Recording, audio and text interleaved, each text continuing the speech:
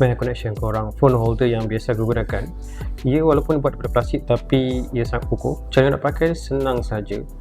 Korang just buka dia punya skru, longgarkan je, and then korang boleh flip pada position horizontal ataupun vertical, ikut mana korang suka lah. Okay, dan ketatkan balik.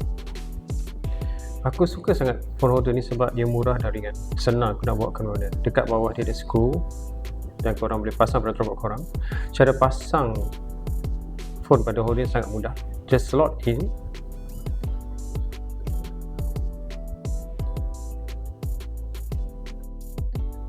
Katakan kalau korang nak rotate, korang mudah je, korang longgarkan skru dia dan korang rotate, and then korang ketatkan balik dia punya skru.